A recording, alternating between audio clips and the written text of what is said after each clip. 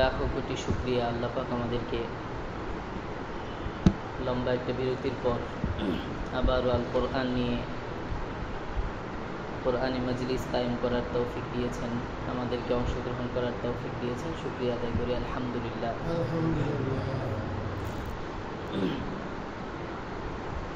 প্রথমে একটা কথা সবারই জানা আছে আশা করি, তারপরে মুজাকারা করা।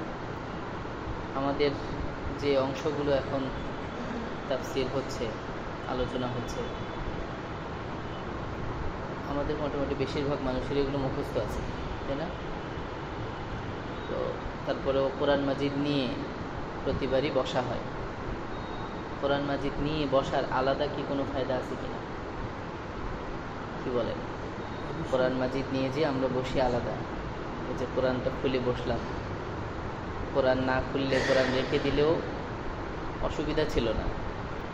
ভিতরের কোনো অংশ হলে হয়তো একটু কঠিন লাগতো, এই অংশটুকু তো প্রতিনিয়ত আমাদের সবারই পড়া হয়, এজন্য মুখস্থ, একদম ছোটস্থ কণ্ঠস্থ সবার। এটার জন্য তো কোরআন মাজিদ নেওয়ার প্রয়োজন ছিল না, তারপরেও নেওয়া হলো। এটাকে আলাদা কোনো বৈশিষ্ট্য বা ফজিলত আছে কি? কি ফজিলত আছে? আচ্ছা, আমরা তো শুধু পড়ি, এটা তো কোরআন মাজিদ যে আমরা খুললাম, মানে কোরআন মাজিদ ওখান থেকে যে আমরা নিলাম, কোরআন মাজিদ ছাড়াও তো পড়া যায়, তো কোরআন মাজিদ ছাড়াও ইলম হাসিল করা যায়, এটা নেওয়ার আলাদা ফায়দা কি? আচ্ছা, পৃথিবীতে 3টা জিনিস এমন আছে যেগুলোর দিকে নজর করলেও সওয়াব। এই বিষয়টা বলার জন্য আর কি, 3টা জিনিস যেগুলোর দিকে নজর করলেও সওয়াব। 1 নম্বর আল্লাহর ঘর, কাবা ঘর। হাদিসের মধ্যে আছে প্রত্যেক দিন কাবা ঘরের চারপাশে 120টা রহমত নাজিল হয়, বিশেষ রহমত। এটা অন্য কোথাও যে রহমত নাজিল হয় সেগুলোর মতো না, বিশেষ রহমত নাজিল হয় 120টা। যারা তাওয়াফ করেন তাদের জন্য 60টা, যারা নামাজ পড়েন কাবা ঘরের পাশে, যারা নামাজ পড়েন তাদের জন্য 40টা, আর যারা শুধু তাকায় থাকেন, নজর দেন, ওনাদের জন্য 20টা। মোট 120টা রহমত, খাস রহমত নাজিল হয়। তাহলে এর মধ্যে যারা শুধু দৃষ্টি দেয়, নজর করে, তাদের জন্য। এখানে একটা কথা বলে রাখি, অনেকেই একটু বিভ্রান্ত হন। নবীজির যেই কবর আছে, সেই কবরের ক্ষেত্রে এই কথাটা লাগান অনেকেই, আমাদের এই অঞ্চলগুলোতে এগুলো আছে। তো কোনো হাদিসে এই ধরনের কোনো কথা আসলে সেই হাদিসে পাওয়া যায় না। এই সওয়াবটার কথা আছে হলো কাবা ঘরের সাথে, কাবা ঘরের সাথে নবীজি সাল্লাল্লাহু আলাইহি ওয়াসাল্লামের কবর জিয়ারত করলে এটা আলাদা ফজিলত। ফজিলত বর্ণনা করার জন্য একটাকে আরেকটার সাথে লাগানোর দরকার আছে, এক একটার এক এক ফজিলত। সেটা ফজিলত সেই জায়গায় ঠিক আছে, কিন্তু ওইটার ফজিলত বর্ণনা করার জন্য কাবা ঘরের ফজিলত ওখানে তো টেনে নেওয়ার প্রয়োজন। 1 নাম্বার। 2 নাম্বার হলো আল কোরআন। কোরআন মাজিদের দিকে তাকাইলেও সওয়াব হয়, তাকাইলেও সওয়াব হয়। 2টা। আরেকটা হলো মা, মায়ের দিকে, মায়ের চেহারার দিকে নেক নজরে কেউ যদি দৃষ্টি দেয় সওয়াব হয়। এটা হাদিসের মধ্যে আছে, সনদগত দিক থেকে যদিও একটু দুর্বলতা আছে, তারপরেও এটা ফজিলতের হাদিস গ্রহণ করা যায়। সেটা হলো নেক নজরে মায়ের চেহারার দিকে যদি কেউ তাকায় তাহলে কবুল হজের সওয়াব পাওয়া যায়। এগুলো হচ্ছে নজর দেওয়ার সওয়াব। তো মূল আলোচনার আগে এই প্রসঙ্গটা একটু টানলাম, কারো যদি বেশি কষ্ট না হয়, কেউ যদি চাই আমরা কোরআন মাজিদ নিয়ে বসতে পারি, কিছু সময় তো আলোচনা শুনবো, কোরআন মাজিদ নিয়ে এক্সট্রা কিছু সওয়াব যদি পেয়ে যাই, লস তো নাই, তো লাভ হলো। কেউ যদি চাই এটা করতে পারি, অথবা এভাবে যদি সুবিধা হয়, অসুবিধা নেই। জাযাকুমুল্লাহ খাইর। আমাদের আজকের আলোচনা হলো সূরাতুল ফাতিহার শেষ যে 2টা আয়াত, 6 এবং 7 নম্বর আয়াত, ইহদিনাস সিরাতাল মুস্তাকিম, এটার আলোচনা আমরা ইতিপূর্বে করেছিলাম। তো শেষ যে 2টা আয়াত, এই 2টা আয়াত আগের ইহদিনাস সিরাতাল মুস্তাকিম অর্থাৎ 5 নম্বর আয়াতের সাথে রিলেটেড, সম্পৃক্ত, এজন্য ওই আয়াতটা সহই আমি পড়েছি। তো আজকের যে আলোচনা আজকের যে দুইটা আয়াত, এই দুইটা আয়াতের প্রথম একটু তর্জমা অনুবাদ করব, এরপরে আমরা মূল আলোচনা চলে যাবো ইনশাআল্লাহ। তো মূল যে আয়াতটা গিয়েছে 5 নম্বর আয়াত, ইহদিনা, আপনি আমাদেরকে হেদায়েত দান করুন, পথ প্রদর্শন করুন, আমাদেরকে প্রদর্শন করুন আস-সিরাতাল মুস্তাকিম, সিরাতে মুস্তাকিম এক কথায়, অথবা সহজ সরল সুদৃঢ় পথ, সহজ সরল সুদৃঢ় পথ আমাদেরকে প্রদর্শন করুন। সিরাত পথ, আল্লাযীনা তাদের, সিরাতাল্লাযীনা তাদের পথ, আনআমতা আপনি নিয়ামত দিয়েছেন, আনআমতা আপনি নিয়ামত দিয়েছেন বা নিয়ামত বর্ষণ করেছেন, আলাইহিম, আলা মানে উপর, আর হিম যেটা এটা একটা সর্বনাম আর কি, আরবিতে জমির বলে, আলাইহিম মানে তাদের, তাদের উপর। তো আনআমতা আপনি নিয়ামত দিয়েছেন, আলাইহিম যাদের উপর, আল্লাযীনা আছে আগে, তাহলে পুরাটার অর্থ দাঁড়ালো সিরাতাল্লাযীনা আনআমতা আলাইহিম, তাদের পথ যাদের উপর আপনি নিয়ামত দান করেছেন, যাদের উপর আপনি নিয়ামত বর্ষণ করেছেন। গায়রিল মাগদুবি আলাইহিম, গায়রি এটা সম্পৃক্ত সিরাতের সাথে, অর্থাৎ তাদের পথ নয়, তাদের পথ নয়, আল মাগদুবি আলাইহিম যাদের উপর গজব নাজিল করা হয়েছে, আল মাগদুব মানে হলো গজব নাজিল করা হয়েছে, আলাইহিম যাদের উপর, ওয়ালা এবং তারাও নয় বা তাদের পথও নয়, আদ-দাল্লিন যারা গোমরা পথ ভ্রষ্ট, যারা পথ ভ্রষ্ট। লিগাইরিল মাগদুবি আলাইহিম ওয়ালাদ-দাল্লিন মানে হচ্ছে যাদের উপর গজব নাজিল করা হয়েছে এবং যারা পথ ভ্রষ্ট তাদের পথ নয়। পুরাটার অর্থ কি দাঁড়ালো, আপনি আমাদেরকে প্রদর্শন করুন সিরাতে মুস্তাকিম।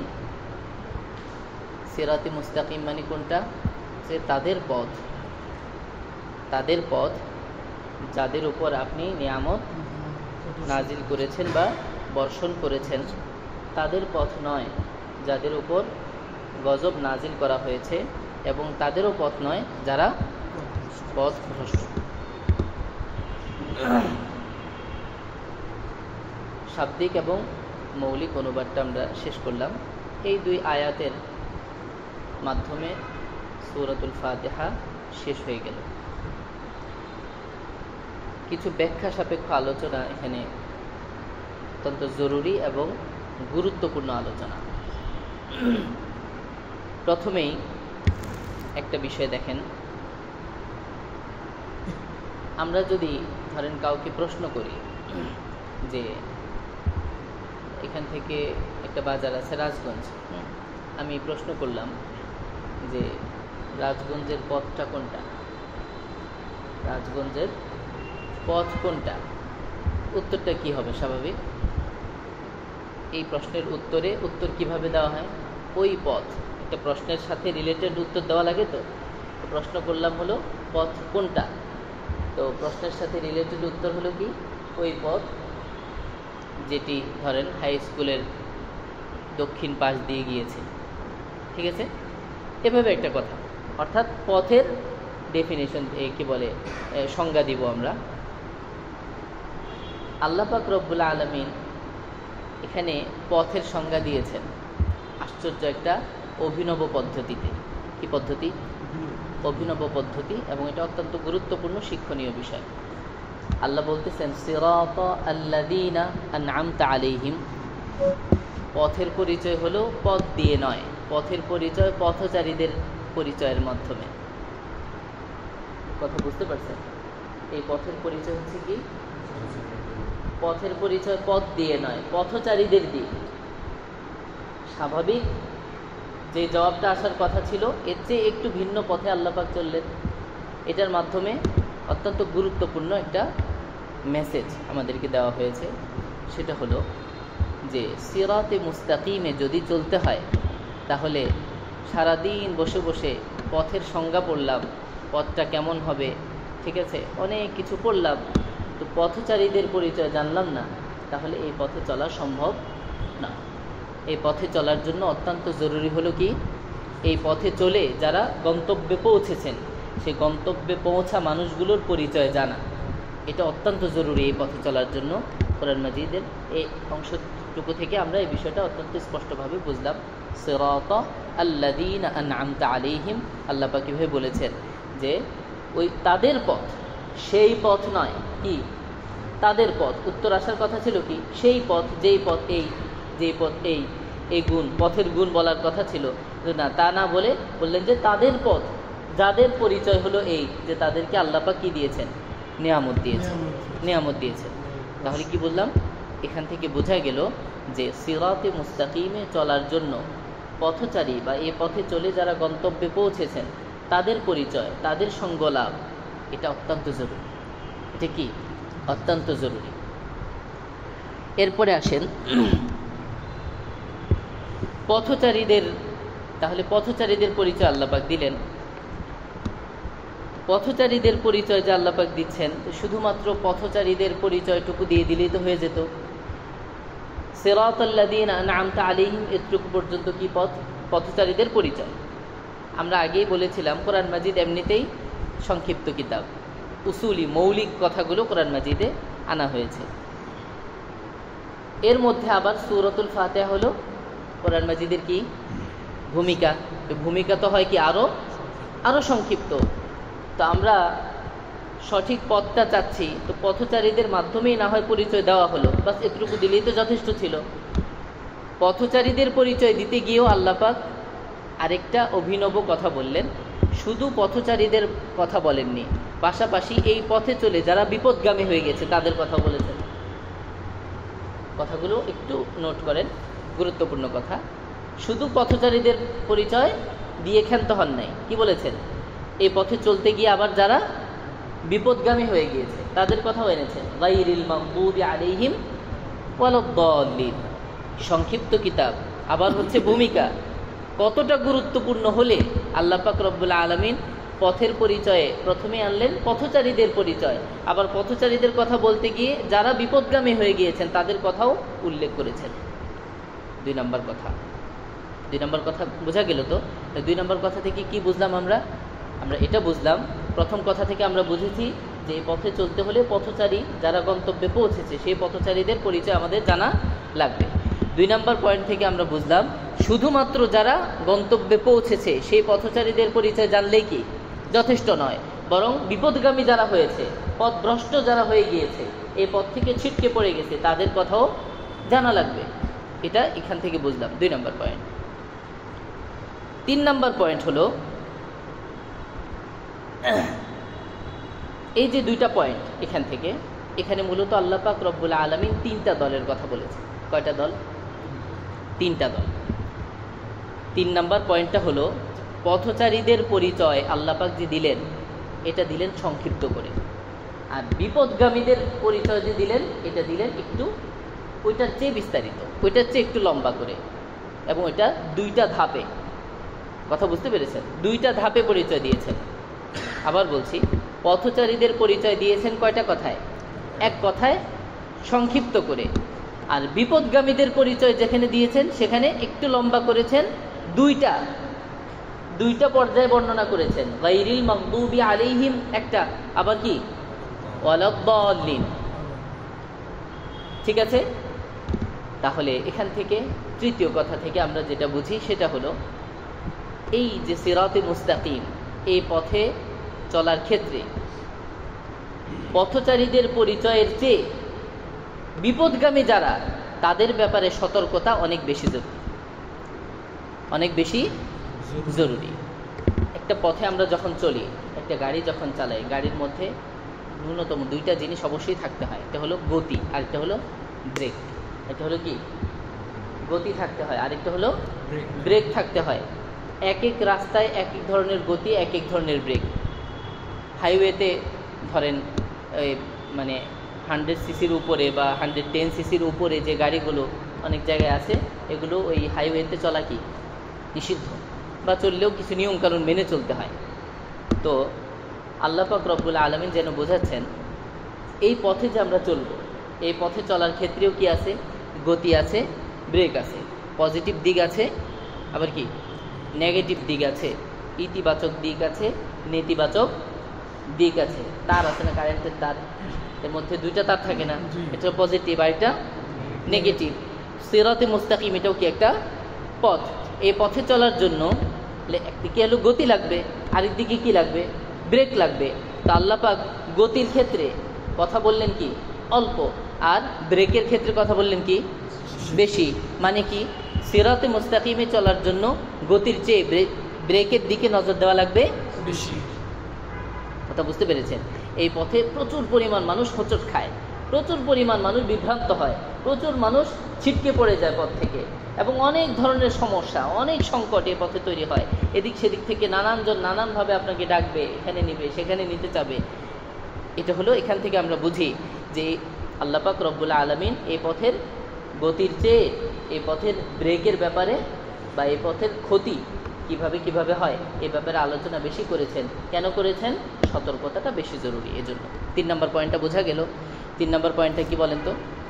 3 নম্বর পয়েন্ট হলো সিরাতে মুস্তাকিমে চলার জন্য গতির চেয়ে ক্ষতি বা গতির চেয়ে ব্রেকের দিকে নজরটা বেশি দিতে হবে, সতর্কতা বেশি জরুরি। এটা এখান থেকে বোঝা গেল 3 নম্বর। 4 নম্বর আরেকটা পয়েন্ট আমরা আলোচনা করি, সেটা হলো এই যে 3টা পয়েন্ট আমরা আলোচনা করলাম, এখান থেকে বোঝা গেল এখানে এই 2টা আয়াতের মধ্যে দল মূলত 3টা। দল কয়টা? 3টা। 1 নম্বর, যাদেরকে নেয়ামত দেওয়া হয়েছে বা সুপথ প্রাপ্ত যারা, মুনআম আলাইহিম, সিরাতাল্লাযীনা আনআমতা আলাইহিম, যাদের উপর আপনি নেয়ামত বর্ষণ করেছেন। তো এটাকে আমরা সংক্ষেপে একটা পরিভাষা করে ফেলি, মুনআম আলাইহিম। কি বললাম? মুনআম আলাইহিম, অর্থাৎ যাদেরকে নেয়ামত দেওয়া হয়েছে, নেয়ামত প্রাপ্ত মানুষগুলো। এটা হলো একটা দল, সুপথপ্রাপ্তদের একটা দল। আর বিপদগামীদের দল কয়টা? বিপদগামীদের কথা 2 ভাবে বলেছে না, দল 2টা। একটা হলো আল মাগদুব আলাইহিম, আরেকটা হলো দাল্লিন। একটা হলো মাগদুব আলাইহিম, আরেকটা কি বলেন? দাল্লিন। এই 3টা দলের কথা মনে রাখেন। 1 নাম্বার হলো সুপথপ্রাপ্ত যারা, তাদের কথা কি? মুনআম আলাইহিম, মুনআম আলাইহিম বা নেয়ামত প্রাপ্ত সুপথপ্রাপ্তদের দল। 2 নাম্বার মাগদুব আলাইহিম, যাদের উপর গজব নাজিল হয়েছে, এদের দল। বিপদগামীদের দল কয়টা? 2টা। আরেকটা হলো দাল্লিন, মানে হলো যারা পথভ্রষ্ট। হ্যাঁ, 3টা দল। ঠিক আছে। 4 নম্বরে আমরা জানলাম যে এখানে তাহলে আলোচনা হলো কয়টা দল নিয়ে? 3টা দল নিয়ে আলোচনা। একটা মুনআম আলাইহিম, 2 নম্বর মাগদুব আলাইহিম, 3 নম্বর দাল্লিন। একটা হলো ভালোদের পথ, আর 2টা হলো কাদের পথ? খারাপদের পথ। 4 নম্বরে এই ভাগটা বুঝে আসছে তো না? এই ভাগটা 3টা ভাগ, 3টা দলের আলোচনা। 5 নম্বরে এখন এই যে 3টা দল, আমরা এই 3টা দল নিয়ে একটু আলোচনা করব। 5 নম্বর আলোচনা একটু বড় হবে, এটা একটু খেয়াল করি, ফোকাসটা ঠিক রাখি ইনশাআল্লাহ। 5 নম্বর আলোচনা, এটা হলো 3টা দল আমরা 4 নম্বরে বের করেছি। 5 নম্বরে আমরা এই 3টা দল নিয়ে বিস্তারিত আলোচনা করব। কি কি দল বলেন তো? 1 নম্বর মুনআম আলাইহিম, নিয়ামত প্রাপ্তদের দল। 2 নম্বর মাগদুব আলাইহিম, যাদের উপর গজব আসছে। 3 নম্বর হলো দাল্লিন, যারা পথভ্রষ্ট। এই 3টা দল নিয়ে 5 নম্বরে আমরা আলোচনা করব। প্রথম কোনটা? মুনআম আলাইহিম। প্রথম হলো মুনআম আলাইহিম। এই যে মুনআম আলাইহিম, এটার আওতায় আমরা 3টা আলোচনা করব। কয়টা আলোচনা? 3টা আলোচনা। এটা মনে রাখেন, তারতিবটা, ধারাটা মনে রাখবেন ইনশাআল্লাহ। আমরা 5 নম্বরে আছি এখন। ঠিক আছে। 5 নম্বর মূল আলোচনায়। 5 নম্বরের আলোচনা হলো কয়টা দল নিয়ে? 3টা দল নিয়ে, যেটা চতুর্থ থেকে এসেছে। 3টা দল নিয়ে, 1 মুনআম আলাইহিম, 2 মাগদুব আলাইহিম, 3 দাল্লিন। মুনআম আলাইহিমের আলোচনা আমরা করব কয় পয়েন্টে? 3 পয়েন্টে। মুনআম আলাইহিম শব্দের অর্থ কি? যাদের উপর নেয়ামত দান করা হয়েছে বা নেয়ামত নাজিল করা হয়েছে, বর্ষণ করা হয়েছে, নেয়ামত প্রাপ্ত। তাহলে এখানে একটা শব্দ এসেছে কি? নেয়ামত। ঠিক আছে। নেয়ামত প্রাপ্তদের ব্যাপারে জানতে হলে আমাকে নেয়ামত ব্যাপারটা বোঝা লাগবে। নেয়ামত কি? এটা হলো 1 নম্বর আলোচনা। ঠিক আছে। মুনআম আলাইহিমের মধ্যে আমরা কয়টা আলোচনা করব? 3টা। এই 3টা আলোচনার প্রথম আলোচনা কি? নেয়ামত কি জিনিস, নেয়ামত কি, এটা কয় প্রকার, এগুলো আমরা 1 নম্বরে আলোচনা করব। 2 নম্বর আলোচনাটা মূলত হিদায়াতের আলোচনা না, হিদায়াতটা আসলে কোন ধরনের নেয়ামত, 2 নম্বরে আমরা সেই আলোচনাটা করব। আর 3 নম্বরে আলোচনা করব যে এই নেয়ামত প্রাপ্ত, সুপথ প্রাপ্ত মানুষগুলো আসলে কারা। এই তিনটা আলোচনা আমরা মুনআম আলাইহিম এর শিরোনামে এই তিনটা আলোচনা করব। এক নাম্বার কি বলবো? নিয়ামত, নিয়ামত শব্দের বিশ্লেষণ করব। 2 নাম্বার হলো হেদায়েতটা কোন ধরনের নিয়ামত। 3 নাম্বার হলো এই নিয়ামত প্রাপ্ত, হেদায়েতের নিয়ামত প্রাপ্ত মানুষগুলো আসলে কারা। এই তিনটা কথা আমরা মুনআম আলাইহিমের শিরোনামে আলোচনা করব। 1 নাম্বার হলো নিয়ামত কি জিনিস। তাফসীরের একটা কিতাব আছে, তাফসীরে বাইজাবি, কাজী বাইজাবি রাহিমাহুল্লাহর প্রসিদ্ধ কিতাব। এটা আমাদের কওমি মাদ্রাসার সিলেবাসভুক্ত, কওমি মাদ্রাসাগুলোতে পড়ানো হয়। এই তাফসীরের কিতাবের মধ্যে আল্লামা কাজী বাইজাবি রাহিমাহুল্লাহ বলেন, নিয়ামত শব্দের শাব্দিক অর্থ বাংলায় আমরা যদি বলি উপহার, উপঢৌকন, দান। নিয়ামত শব্দের অর্থ কি? শাব্দিক অর্থ দান, উপহার, উপঢৌকন।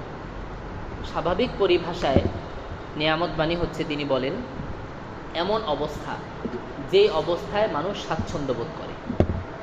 এটা যে কোনো ক্ষেত্রে হতে পারে। খাওয়া দাওয়ার ক্ষেত্রে এমন অবস্থা যে অবস্থায় মানুষ স্বাচ্ছন্দ্য বোধ করে, সেটা কি? নিয়ামত। পারিবারিক জীবনে মানে চলাচলের অবস্থায় যে অবস্থায় মানুষ স্বাচ্ছন্দ্য বোধ করে, সেটা পারিবারিক অবস্থায় নিয়ামত। জীবনযাপনের অন্যান্য অবস্থায় যেই ক্ষেত্রে মানুষ যে অবস্থাটায় স্বাচ্ছন্দ্য বোধ করে, সেটাই নিয়ামত, এটা স্বাভাবিক অবস্থা।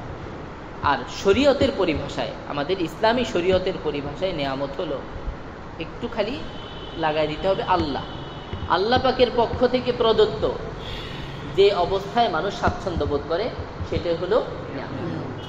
আমাদের বিশ্বাস হলো যত নিয়ামত আছে এগুলো আল্লাহ ছাড়া আর কেউ দিতে পারেন না, সব কার পক্ষ থেকে?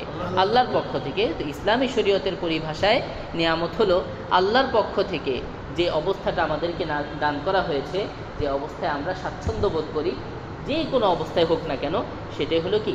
নিয়ামত। নিয়ামত কথা বুঝে আসছে তো? নিয়ামত প্রথমত 2 প্রকার।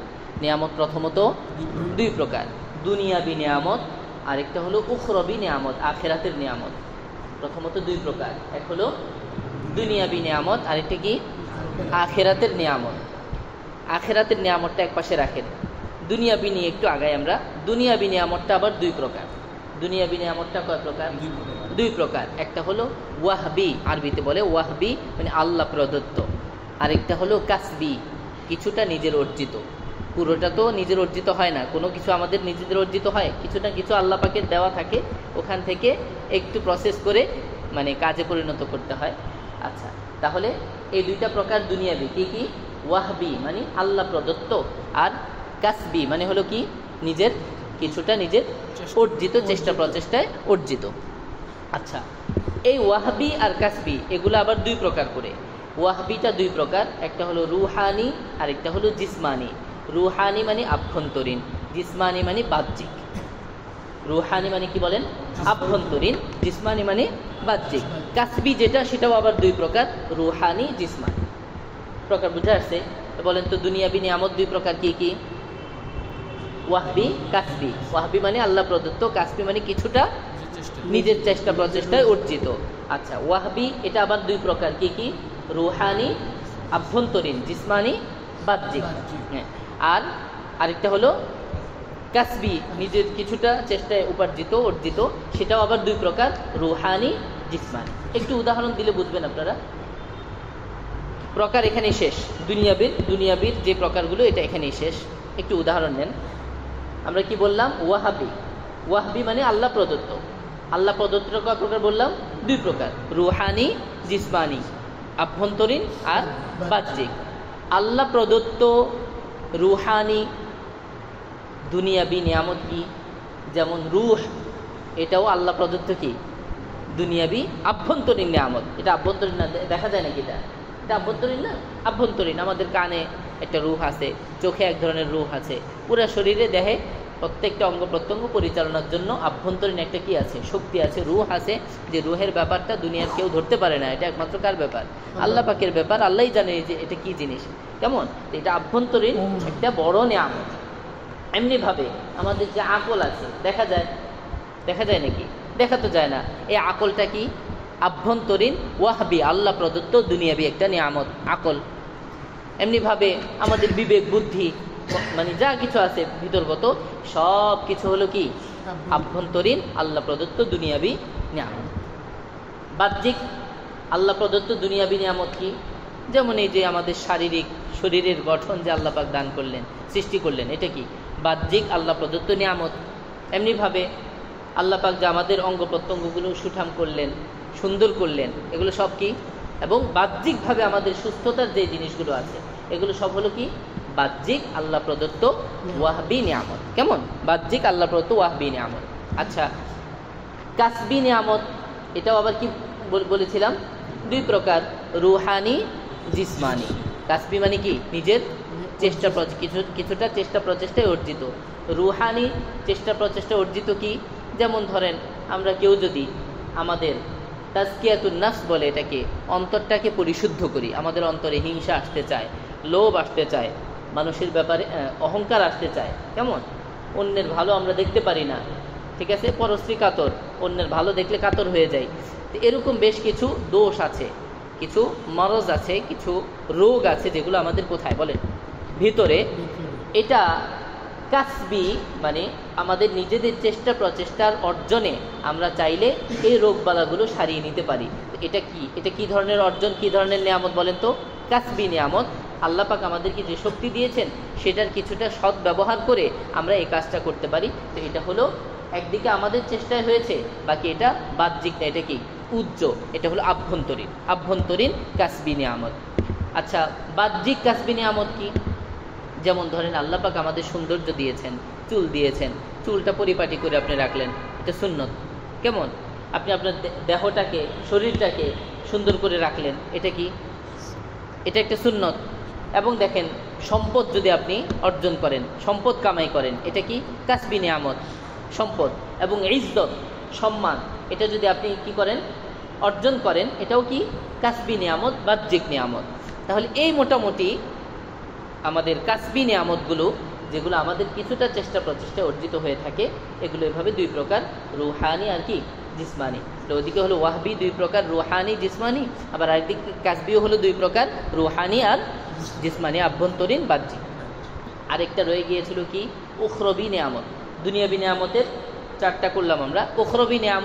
উখরবি নিয়ামত একটাই প্রকার, সেটা হলো কি আল্লাহ পাক রব্বুল আলমিনের ক্ষমা পেয়ে, আল্লাহ পাকের সন্তুষ্টি পেয়ে আল্লাহ পাকের জান্নাতের অধিকারী হওয়া। এটা কি? এটা হলো উখরবি নিয়ামত। একাই 100, কথা বুঝেন নাই?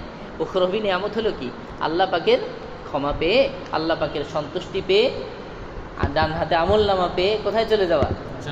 জান্নাতে চলে যাওয়া, চিরস্থায়ী জান্নাতে চলে যাওয়া। এটা হলো কি উখরবি নিয়ামত।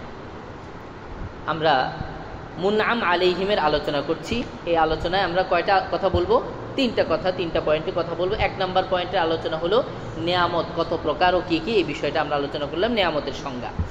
এখন 2 নম্বর যে বিষয়, সেটা হলো হেদায়েত। আমরা যে নিয়ামতের প্রকার বললাম, এই হেদায়েতটা আসলে কোন ধরনের নিয়ামত, হেদায়েতটা কোন ধরনের নিয়ামত? তো এটার উত্তর হচ্ছে 2 নম্বর আলোচনা। হেদায়েতটা হলো আল্লাহ পাকের তরফ থেকে দেওয়া ওয়াহবি নিয়ামত। আল্লাহ পাকের তরফ থেকে দেওয়া ওয়াহবি নিয়ামত। এবং এই ওয়াহবি নিয়ামত, এটার প্রথম আল্লাহ পাকের তরফ থেকে এটার শক্তি যোগানো হয় রুহানিভাবে, আর এটার প্রদর্শনী হয় আমাদের শারীরিক বিভিন্ন কার্যকলাপ আমলের মধ্য দিয়ে। বুঝাচ্ছে হেদায়েত, যে এই হেদায়েতটা কি ধরনের নিয়ামত বললাম বলেন? ওয়াহবি নিয়ামত, আল্লাহ প্রদত্ত নিয়ামত। কি এই নিয়ামতটা দোনোভাবে প্রকাশ পায়, রুহানিভাবেও আবার কি জিসমানিভাবে। রুহানি, আল্লাহ পাক আভ্যন্তরীণভাবে হেদায়েতের আলো ঢেলে দেন আমাদের হৃদয়ের মধ্যে, এরপরে সে আলোটা প্রতিস্ফুটিত হয়, এটা প্রতিফলিত হয় কোথায়? আমাদের বাহ্যিক অঙ্গ প্রত্যঙ্গে, আমলের মধ্য দিয়ে। একটাকে বলে ঈমান, আরেকটাকে বলে ইসলাম। গুরুত্বপূর্ণ কথা। একটাকে কি বলে বলেন? ঈমান। ভিতরে যে আলোটা ছড়লো সেটা হলো কি ঈমানের আলো। আর সেই ঈমানের আলো যখন আমরা বাহ্যিক অঙ্গ প্রত্যঙ্গে আমল দিয়ে প্রকাশ করলাম, সেটাই কি ইসলাম। ঈমান হলো আভ্যন্তরীণ অবস্থার নাম, আর ইসলামটা হলো ঈমানের আভ্যন্তরীণ শক্তিটাকে প্রকাশ করার নাম। বুঝা আসছে? ঈমান আর ইসলামের পার্থক্য হয়ে গেল মাঝখান দিয়ে, ঠিক আছে? তাহলে হেদায়েতটা কোন ধরনের নিয়ামত বলেন? হেদায়েতটা কোন ধরনের নিয়ামত? ওয়াহবি নিয়ামত। আর এটার প্রকাশটা হয় কি দোনোভাবে, রুহানিভাবেও শুরু হয় আর জিসমানিভাবে এটা আত্মপ্রকাশ করে পরিপূর্ণ হয়, ঠিক আছে? 2 নম্বর আলোচনা। মুনআম আলাইহিমের 3 নম্বর আলোচনা কি? এই যে নিয়ামত প্রাপ্ত, হেদায়েতের নিয়ামত, এই নিয়ামত প্রাপ্ত মানুষগুলো কারা? চেনার দরকার আছে না? না চিনলে ওই যে আমরা যে পথ চলবো তাদের পথ চলতে হবে না? তো তাদের পথ যে চলবো তাদেরকে না চিনলে কিভাবে চলবো আমরা? তো এই নিয়ামত প্রাপ্ত, হেদায়েতের নিয়ামত প্রাপ্ত মানুষগুলো আসলে কারা, এই ব্যাপারে মুফাসসিরিন কেরাম, মুহাদ্দিসিন কেরামের মাঝে ইখতিলাফ আছে, মতবিরোধ আছে। ইখতিলাফ মানে মতবিরোধ আছে, বেশ কিছু মতবিরোধ। সবচেয়ে নির্ভরযোগ্য, সবচেয়ে শক্তিশালী কথা যেটা, আমরা সেটাই আলোচনা করি, যেটা স্বয়ং আল্লাহ পাক রব্বুল আলামিনই এই মুনআম আলাইহিম বা নিয়ামত প্রাপ্ত যারা, তাদের কথা আল্লাহ পাকই অন্য একটা আয়াতে আলোচনা করেছেন। এটা হলো সবচেয়ে নির্ভরযোগ্য এবং শক্তিশালী কথা। এই মুনআম আলাইহিম কারা, এই ব্যাপারে কি আছে বললাম, মতবিরোধ আছে। এই মতবিরোধের মধ্যে সবচেয়ে শক্তিশালী কথা, মত, সবচেয়ে শক্তিশালী মতটা হলো কি, যে মুনআম আলাইহিম কারা, এই ব্যাপারটা আল্লাহ পাক স্বয়ং নিজেই একটা আয়াতে কি করেছেন, আলোচনা করেছেন। সেটা হলো 5 নম্বর পারা সূরাতুন নিসা এর 69 নম্বর আয়াত। 5 নম্বর পারা এই হাফিজি কুরআন মাজিদের সূরাতুন নিসা এর 69 নম্বর আয়াত। আল্লাহ পাক বলেন, ওয়ামান ইউতিইল্লাহা ওয়ার রাসূলা, যে আল্লাহ এবং রাসূলকে অনুসরণ করে, ফাউলাইকা মাআল্লাযীনা আন'আমাল্লাহু আলাইহিম, এই কথাটা পাওয়া গেল না? তারাই হলো ওই সকল ব্যক্তি যারা তাদের সাথে থাকবে যাদেরকে আল্লাহ নিয়ামত দিয়েছেন। এই নিয়ামত দিয়েছেন, নিয়ামত কাদেরকে দিয়েছেন এই আল্লাহ পাক নিজে ব্যাখ্যা করছেন। মিনান নাবিয়্যিনা, এক গুনেন, ওয়াস-সিদ্দীকিনা, সিদ্দিক, ওয়াশ-শুহাদা, 3 নাম্বার শহীদ, ওয়াস-সালিহিন, সালেহ নেককার মানুষ। কয় শ্রেণী? এরপর আল্লাহ বলছেন ওয়াহাসুনা উলাইকা রফিকা, আর রফিক হিসেবে, রফিক মানে কি, বন্ধু, রফিক হিসেবে, বন্ধু হিসেবে এরা বড়ই চমৎকার, অত্যন্ত উত্তম বন্ধু। বুঝতে পেরেছেন? আল্লাহ পাক নিজেই বলে দিয়েছেন এরা বন্ধু হিসেবে কি চমৎকার বন্ধু। কারা কারা বলেন তো বন্ধু হিসেবে চমৎকার? 1 নাম্বার নবী, আম্বিয়া কেরাম, 2 নাম্বার সিদ্দিক, 3 নাম্বার শহীদ, 4 নাম্বার সালেহ নেককার মানুষ। ঠিক আছে? আচ্ছা, এখন এই যে চার ধরনের মানুষের নাম জানলাম, এদের ব্যাপারে একটু সামান্য তো জানা দরকার আছে। এরা কারা আসলে? 1 নাম্বার আসছে কারা? নবীদের কথা। 1 নাম্বার নবীদের কথা। নবী কারা? নবী হলেন আল্লাহ পাক রব্বুল আলামিন যাদেরকে আল্লাহ পাকের বার্তা দিয়ে পাঠিয়েছেন, আল্লাহ পাকের বার্তা দিয়ে, ওহী দিয়ে পাঠিয়েছেন মানুষকে আল্লাহ পাকের পথ প্রদর্শনের জন্য। এরা আল্লাহ পাকের পক্ষ থেকে ওহী পান এবং তারা মাসুম হন, নিষ্পাপ হন। তাদেরকে কি বলা হয়? নবী বলা হয়। এবং তারা দুনিয়াতে তো জীবিত আছেন, দুনিয়াতে তাদের একটা পর্যায়ে গিয়ে মৃত্যু হয়, মৃত্যুর পরে কবরে আবার তাদেরকে জীবিত করা হয়। কবরের মধ্যে সমস্ত আম্বিয়া কেরাম কি জীবিত, সমস্ত আম্বিয়া কেরাম কবরে কি বলেন? জীবিত। এটা কি জীবনের পরেই জীবন, নাকি জীবনের পরে মৃত্যু তারপরে জীবন? বলেন। জীবনের পরে মৃত্যু, এ কথাটা বোঝা লাগবে, এটা আকীদার অংশ। সমস্ত আম্বিয়া কেরামের দুনিয়াতে কি হয়েছে বলেন? মৃত্যু হয়েছে। মৃত্যুর পরে যখন কবরস্থ করা হয়েছে, বা যে যেখানেই আছেন তাদের প্রত্যেককে আবার আল্লাহ পাক কি করেছেন? জীবিত করেছেন। হাদিসের মধ্যে আছে সমস্ত আম্বিয়া কেরাম তাদের কবরে জীবিত, কবরের মধ্যে জান্নাতের নিয়ামত তারা ভোগ করেন। আল্লাহ পাকের বিভিন্ন নাজ নিয়ামত কবরের মধ্যে আম্বিয়া কেরাম কি করেন বলেন? ভোগ করেন। একটা হাদিসের মধ্যে আছে, সহিহ হাদিস, আল্লাহ পাকের নবী সাল্লাল্লাহু আলাইহি ওয়াসাল্লাম মেরাজে গিয়েছেন। যখন নবীজি যাওয়ার পথে, মেরাজের 2টা অংশ, একটা হলো ইসরা আর একটা হলো মেরাজ। ইসরা মানে রাত্রিকালীন গোপনে ভ্রমণ করা, এটা কি ইসরা বলে। মেরাজ মানে ঊর্ধ্বলোকে গমন করা। তো নবীজির যেই ঊর্ধ্বলোকে গমন, এই সফরের অংশ কয়টা? 2টা। একটা হলো জমিনে, ওই আপনার বাইতুল্লাহ থেকে বাইতুল মাকদিস পর্যন্ত, মসজিদে আকসা পর্যন্ত প্রথম ভ্রমণ, এটা হলো নৈশকালীন নবীজির ভ্রমণ। এরপরে ওখান থেকে কোথায় চলে গেছেন? ঊর্ধ্বলোকে। এই যে বাইতুল্লাহ থেকে মসজিদে আকসা পর্যন্ত গিয়েছেন, এই যাওয়ার পথে পথিমধ্যে হযরত মূসা আলাইহিস সালাতু ওয়াস সালামকে আল্লাহ পাকের নবী সাল্লাল্লাহু আলাইহি ওয়াসাল্লাম তার কবরে নামাজরত অবস্থায় নিজ চোখে দেখেছেন। আমাদের নবীজির যে মেরাজ, ইসরা ও মেরাজ, এটা কি স্বপ্নে ছিল না শারীরিক ছিল? শারীরিক ছিল। এটা ঈমানের গুরুত্বপূর্ণ অংশ। তো নবীজি নিজ চোখে, চর্মচোখে নবীজি সাল্লাল্লাহু আলাইহি ওয়াসাল্লাম কি দেখেছেন বলেন? মূসা আলাইহিস সালাতু ওয়াস সালাম কবরের মধ্যে নামাজ পড়তেছেন এই অবস্থায় দেখেছেন। তাহলে এই হাদিসটা সহিহ হাদিস, বুখারীর মধ্যে আছে, এটা অত্যন্ত অথেন্টিক একটা দলিল যে আম্বিয়া কেরাম কবরের মধ্যে কি আছেন, মৃত্যুর পরে জীবিত আছেন, তারা সেখানে ইবাদত করেন, আল্লাহর পক্ষ থেকে তারা কি পান, রিজিক পান, সমস্ত আম্বিয়া কেরামের। তো নবীদের ব্যাপারে আমরা জানলাম। এখানে প্রাসঙ্গিকভাবে ছোট্ট করে একটু জেনে ফেলি একটা কথা। আমরা নবীর সাথে আরেকটা কথা জানি, আরেকটা শব্দ জানি, কি বলেন তো? রাসূল। নবী রাসূল, তাই না? তো নবীর কথা বললাম, তো রাসূল কি? তো রাসূল মানে বার্তাবাহক, মেসেঞ্জার, বার্তাবাহক, যাকে আল্লাহ পাক বার্তা দেন।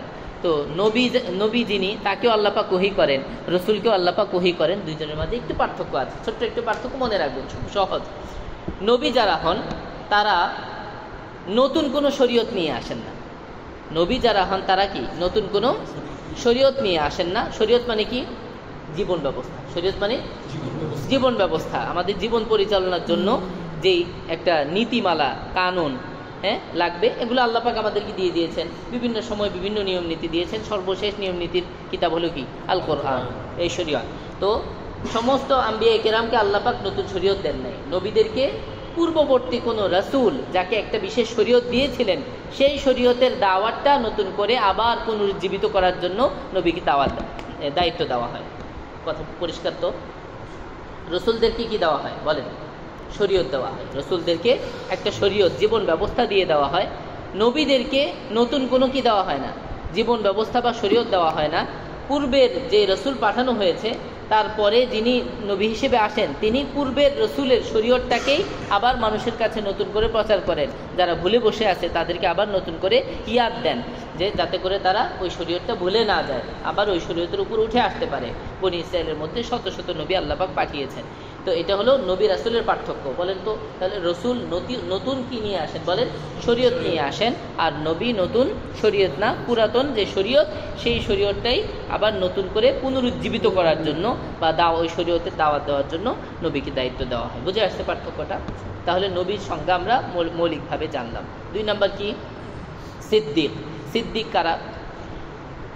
সিদ্দিকদের ব্যাপারে কোনো প্রশ্ন? আচ্ছা, সিদ্দিকদের ব্যাপারে ইবনুল কাইয়িম রাহিমাহুল্লাহ বলেন যে সিদ্দিক হলেন যারা আল্লাহ পাক রব্বুল আলামিনের প্রতি পরিপূর্ণ একনিষ্ঠ থাকার পাশাপাশি নবীর রাসূলকে পরিপূর্ণভাবে অনুসরণ করেন। 2টা কথা। 1 নম্বর কি? আল্লাহ পাককে একনিষ্ঠতার সাথে অনুসরণ, আল্লাহ পাককে একনিষ্ঠতার সাথে মেনে অনুসরণ করেন কাকে?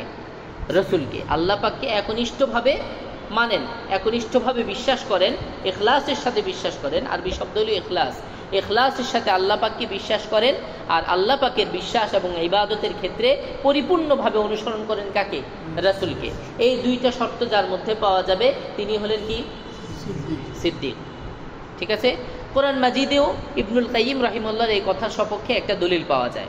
আল্লাহ পাক রব্বুল আলামিন বলেছেন, ওয়াল্লাযীনা আমানু বিল্লাহি ওয়া রুসুলিহি উলাইকা হুমুস সিদ্দিকুন।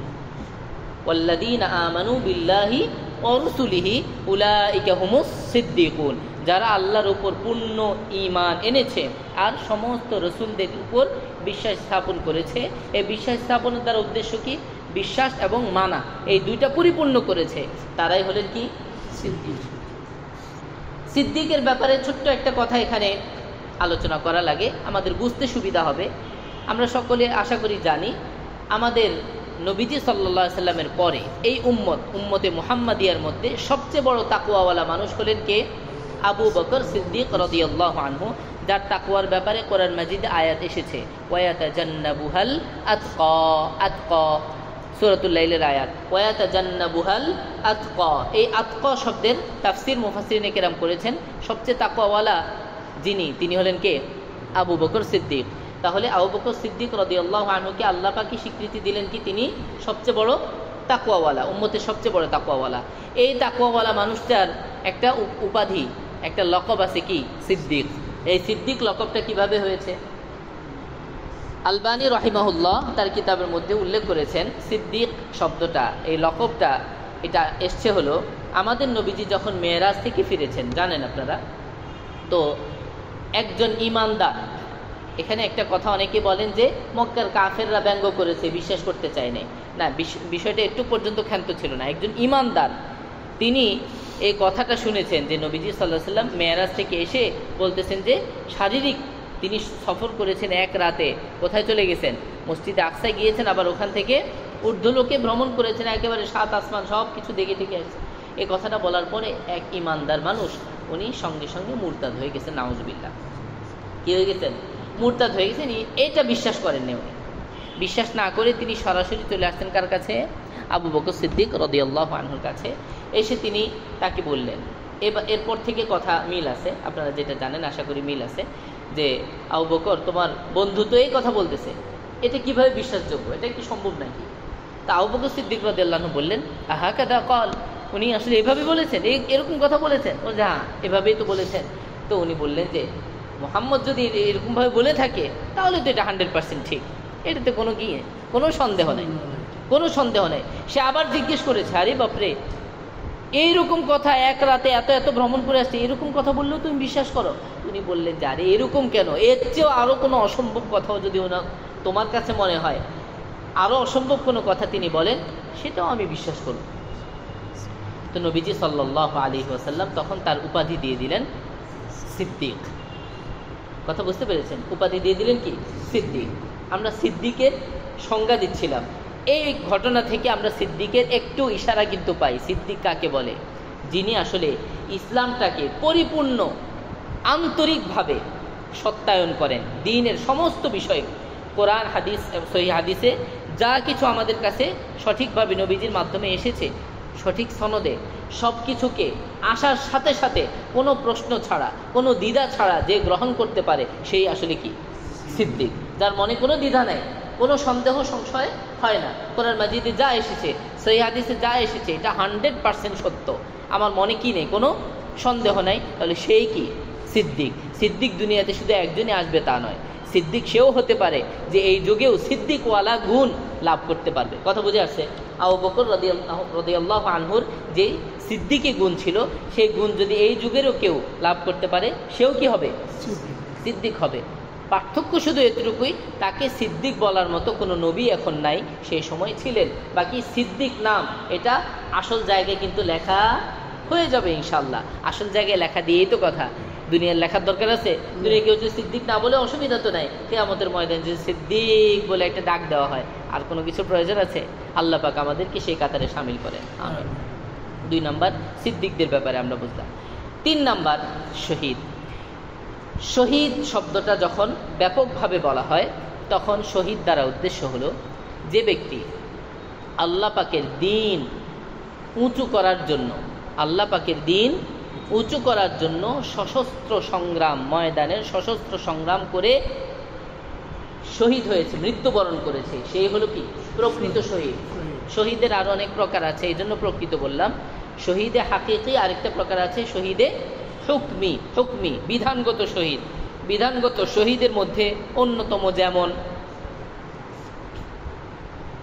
পানিতে ডুবে যদি কেউ মারা যায়, সেও কি? হুকমি শহীদ।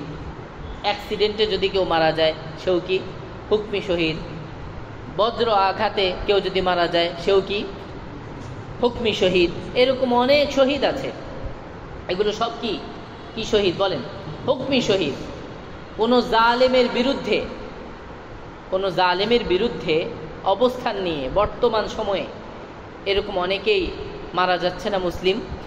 বিগত সময়ে জালেমের বিরুদ্ধে অবস্থান নিয়ে অনেকেই কি হয়েছে? মারা গিয়েছে।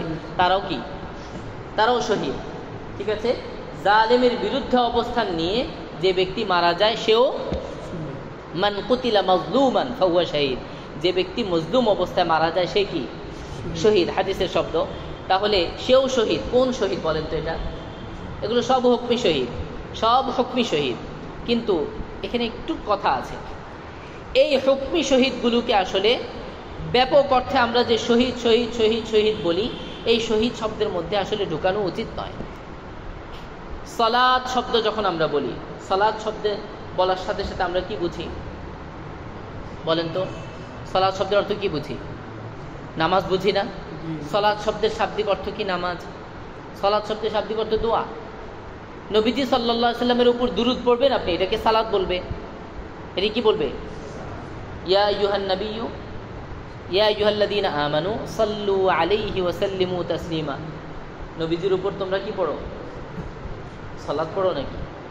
এই সালাত মানে দুরূদ পড়ো, দুরূদ শরীফ পড়ো। সালাত শব্দের মূল অর্থ হলো, শাব্দিক অর্থ কি? দোয়া।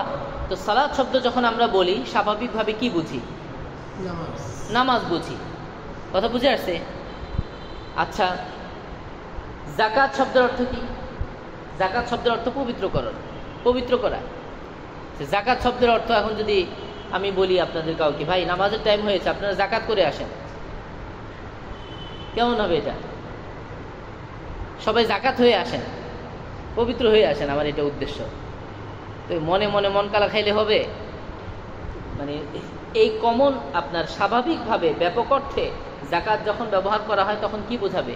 যাকাত মানে ওই যে নির্দিষ্ট যে ইবাদত, টাকা দেওয়া, এই টাকা দেওয়ার যে যাকাত সেটাই কি বোঝাবে। কথা বুঝতেছেন তো? জিহাদ শব্দের অর্থ কি? জিহাদ শব্দের অর্থ কি? জিহাদ, জিহাদ শব্দের শাব্দিক অর্থ কি? চেষ্টা, প্রচেষ্টা করা। কিন্তু জিহাদ ব্যাপক অর্থে ব্যাপকভাবে যখন ব্যবহার করা হয়, জিহাদ মানে হলো কোনটা?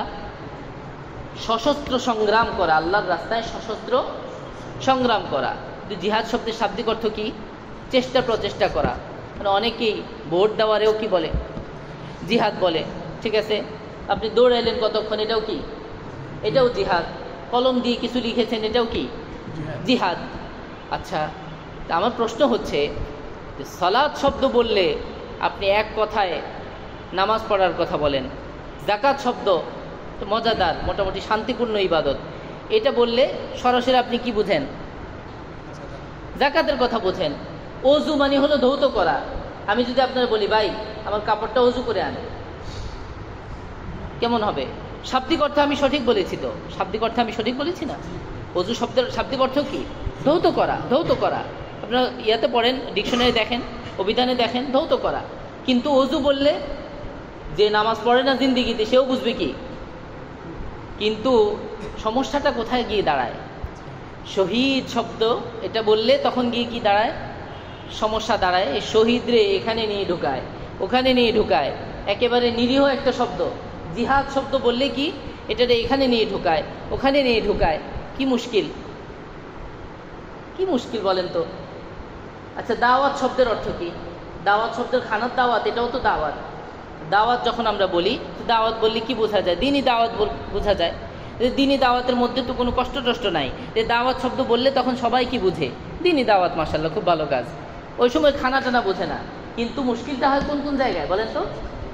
শহীদ, জিহাদ, এই কথাগুলো বললে আমাদের কেন খারাপ লাগে বলেন তো? এগুলো তো সালাত যেরকম একটা ন্যাচারাল ইবাদত, জিহাদ আল্লাহর জন্য। আল্লাহ আমাকে জান দিয়েছেন। জান কে দিয়েছেন বলেন? আল্লাহ দিয়েছেন। তো সে আল্লাহর জন্য, সে আল্লাহর দ্বীনের জন্য, সে আল্লাহর ইজ্জত, সে কোরআনের ইজ্জত, আল্লাহর বাণী কোরআনের ইজ্জত, আল্লাহর রসুল প্রিয় নবী মুহাম্মদ মুস্তাফা সাল্লাল্লাহু আলাইহি ওয়াসাল্লামের ইজ্জত রক্ষা। যে ইজ্জত রক্ষা না পেলে ইসলামী রক্ষা পাবে না, এটা রক্ষার জন্য আল্লাহর দেওয়া জান আমি আল্লাহর জন্য দিব, এতটুকু। এটা তো ন্যাচারাল কথা। এটা কি? এটা ন্যাচারাল একটা ব্যাপার। আল্লাহ পাক আমাকে শক্তি দিয়েছেন, তো আল্লাহর জন্য আমি সিজদা দিব না তো কার জন্য দিব? এই কথাটা সালাতের মধ্যে যেরকম খুব সহজে সবাই মেনে নেবে, কিন্তু জিহাদের কথা বললে এটা কেন মানতে কষ্ট হয়? কথা বোঝেন না? এটা একটা মুশকিল। এটা আমাদের মানসিক অসুস্থতা। মানসিক কি বলেন? অসুস্থতা। কি আলেম আর কি জালেম, প্রত্যেকটা জায়গায় জায়গায় এই কয়েকটা শব্দ নিয়ে আমাদের এত ঝামেলা, এত সমস্যা। এগুলো নিয়ে এত সমস্যা হবে কেন? তাহলে মূল কথাটা কি বললাম বলেন তো? জিহাদ যখন আমরা স্বাভাবিকভাবে বলবো, তখন জিহাদ দ্বারা কি উদ্দেশ্য? সশস্ত্র সংগ্রাম আল্লাহ পাকের রাস্তায় মুজাহিদিনরা যারা করেছেন, এটা হলো কি জিহাদ শব্দ দ্বারা উদ্দেশ্য। এমনিভাবে শহীদ শব্দটা মূল স্বাভাবিকভাবে যখন ব্যবহার করা হয়, তখন এই শহীদ দ্বারা কি উদ্দেশ্য বলেন তো? এই শহীদ দ্বারা উদ্দেশ্য আল্লাহ পাকের রাস্তায় দিন বিজয়ের জন্য যে ব্যক্তি সশস্ত্র সংগ্রাম করে কি করেছে? মৃত্যুবরণ করেছে, সেই হলো শহীদ। এটা হলো একেবারে মৌলিক অর্থ।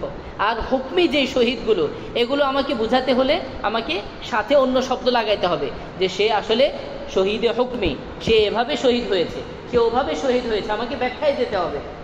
মূলটার মধ্যে ব্যাখ্যা না, ব্যাখ্যা হলো কি শাখা প্রশাখার মধ্যে ব্যাখ্যা। কথা বোঝেন নাই? ব্যাখ্যা কোনটার মধ্যে হয়? শাখা প্রশাখার মধ্যে হয়, মূলটার মধ্যে আবার ব্যাখ্যা হয় নাকি? মূলের মধ্যে তো ব্যাখ্যা হয় না। তো মূলের মধ্যে আমরা ব্যাখ্যা করি, আর শাখা প্রশাখার মধ্যে কোনো কি নেই, ব্যাখ্যা নেই।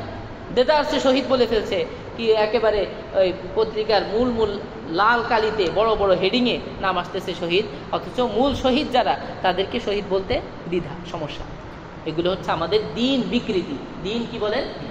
বিকৃতি। আল্লাহ পাক আমাকে আমাদের সবাইকে এটা থেকে হেফাজত করেন। 3 নম্বর প্রকারটা আমরা বলছিলাম শহীদের। বিরক্তি লাগতেছে আপনাদের কাছে? শহীদের কথা বললাম, শহীদের সংজ্ঞাটা বুঝে আসছে তো? শহীদ কারা? যে আল্লাহ পাক রব্বুল আলামিনের দিন বিজয়ের জন্য আল্লাহর রাস্তায় সশস্ত্র সংগ্রাম করে মৃত্যুবরণ করেছে, সে হলো কি শহীদ। এটা কোনো ব্যাখ্যা ছাড়া কথা। আর ব্যাখ্যা সহ হবে কোথায়? যেখানে হুকমি শাহাদাতের কথা আসবে সেখানে ব্যাখ্যার আলোচনা আসবে। মূল শহীদের কথা সংজ্ঞা যদি কেউ জানতে হলে তাহলে এই সংজ্ঞাটা আমাকে দিতে হবে। এটা হলো মূল শহীদের সংজ্ঞা। 4 নাম্বার সালেহীন। 4 নাম্বার আরেকটা ছিল না? 4 নাম্বার মুনআম আলাইহিম কারা? 4টা প্রকার। 1 নবী, 2 সিদ্দিক, 3 শহীদ, 4 হলো সালেহীন। সালেহীন কারা? সালেহীনদের সংজ্ঞার ব্যাপারে তাফসিরে তবারি একটা কিতাব, তাফসিরের কিতাবের নাম তাফসিরে তবারির মধ্যে ছোট্ট করে সুন্দর একটা সংজ্ঞা দেওয়া আছে। সালেহীন হলো তারা যারা আল্লাহ পাকের আদেশের বিষয়গুলো পালন করে, নিষেধাজ্ঞার বিষয়গুলো থেকে বেঁচে থাকে। কখনো যদি আদেশের বিষয়টা পালনে অবহেলা হয়ে যায় বা নিষেধাজ্ঞার ব্যাপারটা পালন না করার ক্ষেত্রে কি হয়ে যায়? অবহেলা হয়ে যায়। অর্থাৎ আল্লাহ পাকের আদেশ নিষেধ বাস্তবায়নে অবহেলা হয়ে যায়, গুনাহ হয়ে যায়, সে একটু ত্রুটি করে ফেলে, সঙ্গে সঙ্গে তওবা করে, দ্রুত সময় কি করে? তওবা করে। তাকেই কি বলা হয়? সালেহ বলা হয়। আমার কাছে এই সংজ্ঞাটা সবচেয়ে বেশি পছন্দনীয় হয়েছে এবং এটা আমি গ্রহণ করেছি এই আশায় যে হয়তো আমরাও এই মানে সংজ্ঞার আওতায় আশা করা যায় সালেহীনদের কাতারে শামিল হতে পারবো ইনশাআল্লাহ। এই আশায়, আল্লাহর কাছে আশা, বড় আশা করলে আল্লাহ তাআলা আশাটা পূরণ করেন। তো আমাদের জন্য এটা একটু সহজ হয় যে আল্লাহ পাকের আদেশের বিষয়গুলো বাস্তবায়নের সর্বাত্মক চেষ্টা করা। আমরা চেষ্টা করি তো? চেষ্টা করবো ইনশাআল্লাহ। পাশাপাশি যেগুলো নিষেধ করেছেন সেগুলো আমরা পরিহার করার চেষ্টা করবো ইনশাআল্লাহ। শয়তানের ওয়াসওয়াসায় আল্লাহ না করেন কখনো যদি গলত হয়ে যায়, ভুল হয়ে যায়, সঙ্গে সঙ্গে কি করে নেব? ইনশাআল্লাহ তওবা করে নেব। তাহলে সালেহীনদের কাতারে শামিল হতে পারব। কয়টা শ্রেণীর কথা? 4টা শ্রেণীর কথা আমরা আলোচনা করলাম। এটা হলো মুনআম আলাইহিমের 3টা আলোচনা এখানে শেষ। কয়টা আলোচনা? 3টা আলোচনা শেষ। প্রথম আলোচনা কি? নেয়ামতের আলোচনা। 2 নাম্বার হেদায়েত কোন ধরনের নেয়ামত, এটার আলোচনা। 3 নাম্বার হলো মুনআম আলাইহিম কারা, তাদের আলোচনা। এখন এটার সাথে সংশ্লিষ্ট একটু কথা আমরা বুঝি। মুনআম আলাইহিম কারা, তাদের কথা আমরা শুনলাম, কারণ আমাদেরও তো অন্তরের ইচ্ছা আছে না তাদের অন্তর্ভুক্ত হওয়ার। তাদের অন্তর্ভুক্ত হওয়ার জন্য আমরা কি করব? করণীয়টা কি? অনেক করণীয় আছে, এর মধ্যে গুরুত্বপূর্ণ একটা করণীয় যেটা আমাদের নবীজি সাল্লাল্লাহু আলাইহি ওয়াসাল্লাম একদম মৃত্যু সজ্জায় করে গিয়েছেন, এটা একটু গুরুত্বপূর্ণ। নবীজি সাল্লাল্লাহু আলাইহি ওয়াসাল্লামের কাছ থেকে সহিহ হাদিস, হযরত আয়েশা সিদ্দিকা রাদিয়াল্লাহু আনহা বলেন, যত আম্বিয়া কেরাম আসছেন দুনিয়াতে, সমস্ত আম্বিয়া কেরামকে আল্লাহ পাক মৃত্যুর আগে জীবন এবং মৃত্যু এই দুইটার ইচ্ছা দেন। কি দেন? ইচ্ছা দেন। আরবিতে এটাকে বলে খিয়ার, ইচ্ছা দেন। অথবা ওনাদের স্বাধীনতা আছে, আল্লাহ পাক ইচ্ছা দিয়ে দেন। আপনি চাইলে দুনিয়াতে থাকতে পারেন, দুনিয়া বেছে নিতে পারেন, আর চাইলে কি আল্লাহ পাকের সান্নিধ্য বেছে নিতে পারেন, আখেরাত বেছে নিতে পারেন। তো সমস্ত আম্বিয়া কিরামকে এই খিয়ারটা দেওয়া হয়। এটা আল্লাহ পাকের নবী সাল্লাল্লাহু আলাইহি ওয়াসাল্লাম বলেছেন এবং এই হাদিসটা বর্ণনা করেছেন কে? আয়েশা সিদ্দিকা রাদিয়াল্লাহু আনহা। আপনারা জানেন মৃত্যুর সময় আমাদের নবীজি সাল্লাল্লাহু আলাইহি ওয়াসাল্লাম কার কাছে ছিলেন? আয়েশা সিদ্দিকা রাদিয়াল্লাহু আনহার কাছে ছিলেন। একদম শেষ সময়টাতে নবীজি আয়েশা সিদ্দিকা রাদিয়াল্লাহু আনহার পিঠে নবীজি সাল্লাল্লাহু আলাইহি ওয়াসাল্লাম হেলান দেওয়া অবস্থায় ছিলেন। আয়েশা সিদ্দিকা রাদিয়াল্লাহু আনহা শেষ সময়টাতে নবীজিকে মেসওয়াকের জন্য নিজে চিবিয়ে দিয়েছেন তার মেসওয়াক, এবং নবীজির ঘাম বারবার মুছে দিচ্ছিলেন। ওই সময়টাতে আয়েশা সিদ্দিকা রাদিয়াল্লাহু আনহা বলেন, হঠাৎ করে মৃত্যুর একদম আগ মুহূর্তে আমি শুনলাম 2টা কথা। কয়টা কথা? 2টা কথা। আল্লাহ পাকের নবী সাল্লাল্লাহু আলাইহি ওয়াসাল্লাম একটা দোয়া করলেন, আল্লাহুম্মা আলহিকনি বির-রাফিকিল আ'লা, হে আল্লাহ আমাকে উপরের যে বন্ধুগুলো আছে তাদের সাথে মিলিয়ে দেন। এই যে কথাটা, এই কথাটার ব্যাখ্যা আপনারা বুঝে যাবেন আশা করি। আমরা ওই যে 4 শ্রেণীর যে আয়াতটা পড়েছিলাম 5 নম্বর পারায় সূরা নিসার 69 নম্বর আয়াতে, আমরা ওখানে বলেছিলাম না যে নিয়ামত প্রাপ্ত কারা? নবী, সিদ্দিক, শহীদ এবং সালেহিনরা। এবং আল্লাহ পাক এরপরে বলেছেন ওয়াহাসুনা উলাইকা রাফিকা, বন্ধু হিসেবে এরা অত্যন্ত কি উৎকৃষ্ট উত্তম বন্ধু। তো হাদিসে যে বলা হয়েছে আল্লাহ পাকের নবী সাল্লাল্লাহু আলাইহি ওয়াসাল্লাম শেষ সময়টাতে বলেছেন আল্লাহুম্মা আলহিকনি বির রাফিকিল আ'লা ওয়া হাসুনা উলাইকা রফিক। আর এখানে নবীজি চাচ্ছেন কি আল্লাহুম্মা আলহিকনি বির রাফিকিল আ'লা। তো মুহাদ্দিসিনে কেরাম মুফাসসিরিনে কেরাম বলেন যে এটা দ্বারা নবীজি আসলে উদ্দেশ্য নিয়েছেন কারা? ওই নবী, সিদ্দিক, শহীদ এবং সালেহ যারা নবীজির আগে গিয়েছেন, নবীজি তাদের সান্নিধ্য চাচ্ছেন আল্লাহর কাছে। বুঝতে পেরেছেন? এই হলো একটা হাদিস। আরেকটা হাদিস হলো হযরত আয়েশা সিদ্দিকা রাদিয়াল্লাহু আনহা বলেন একদম শেষ মুহূর্তে, শেষ নিঃশ্বাস যখন নবীজি ত্যাগ করেন, এর আগে নবীজি সাল্লাল্লাহু আলাইহি ওয়াসাল্লাম হঠাৎ করে পড়লেন মা'আন নাবিয়্যিনা ওয়াস-সিদ্দীকিনা ওয়াশ-শুহাদাই ওয়াস-সালিহিন। আয়েশা সিদ্দিকা বলেন যখনই নবীজি এটা পড়লেন আমি বুঝে নিলাম নবীজি যে বলেছিলেন যে সব নবীদেরকে খেয়ার দেওয়া হয়, ইচ্ছা দেওয়া হয় যে আখিরাত না দুনিয়া, আমার নবীকে এই মুহূর্তে হয়তো খেয়ারটা দেওয়া হয়েছে। তো নবীজি এই ইচ্ছার মধ্যে কোনটা গ্রহণ করেছেন? ওই আখিরাতের ইচ্ছাটা গ্রহণ করেছেন। অর্থাৎ তিনি এখন কার সান্নিধ্য চান? নবী, সিদ্দিক, শহীদ এবং সালেহিনদের সান্নিধ্য চান। তো নবীজি এই কথাটা, এই আয়াতের অংশটুকু মান নাবিয়িনা ওয়াস-সিদ্দীকিনা ওয়াশ-শুহাদা ওয়াস-সালিহিন এই কথাটা বললেন। আর নবীজি সাল্লাল্লাহু আলাইহি ওয়াসাল্লামের ঘাটটা বাম দিকে কাত হল। কথা বুঝতে পেরেছেন? তাহলে এখান থেকে আমাদের জন্য শিক্ষা কি বলেন তো?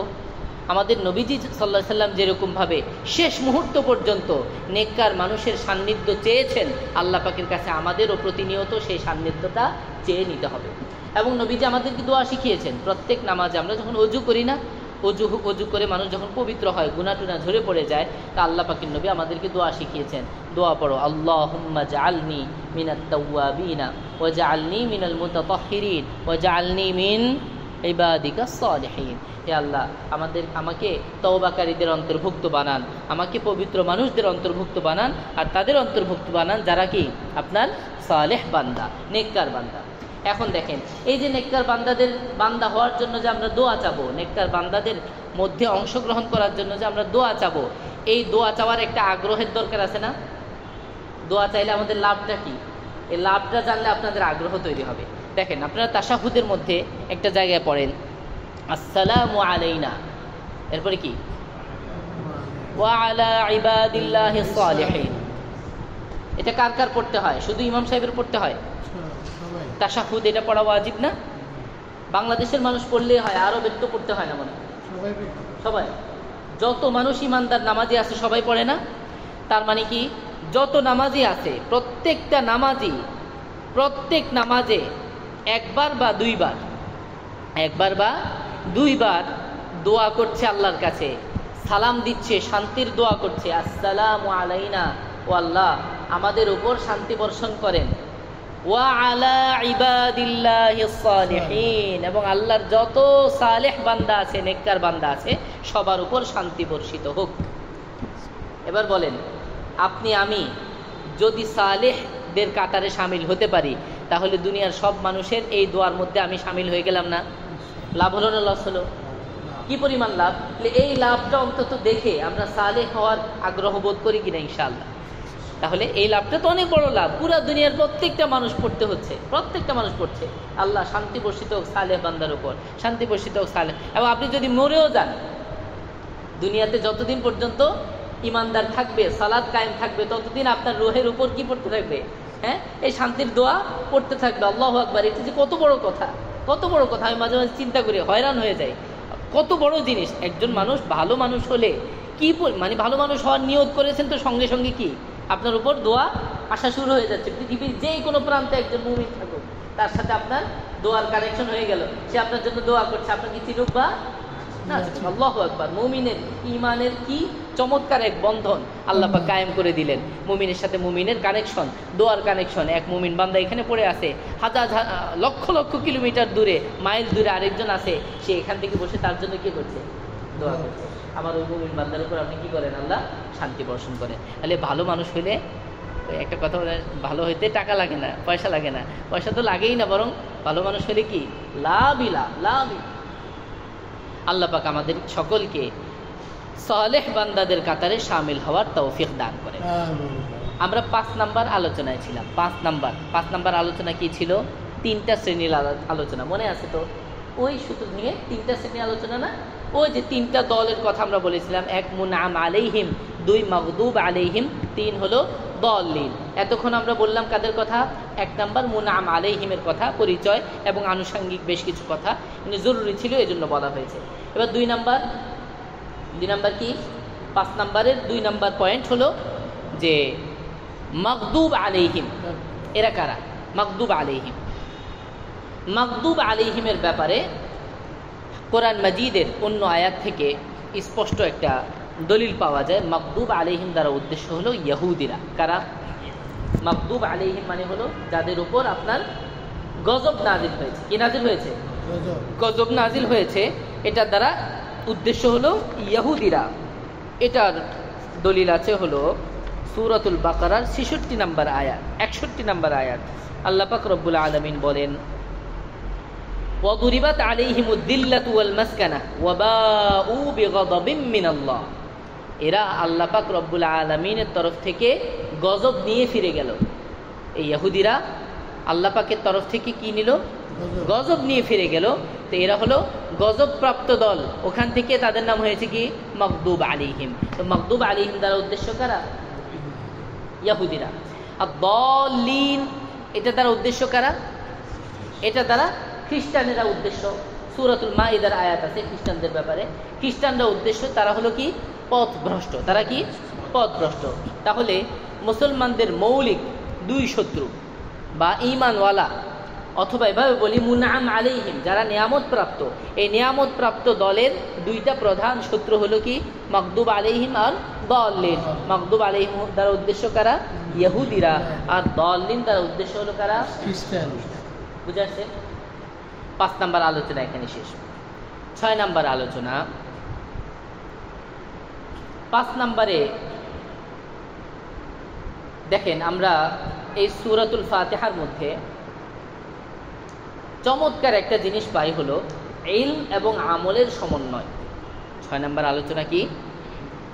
পুরা সূরাতুল ফাতিহার মধ্যে আমরা ইলম এবং আমলের একটা চমৎকার সমন্বয় পাই। খেয়াল করেন, এটা দামি কথা, মজা লাগবে আপনাদের।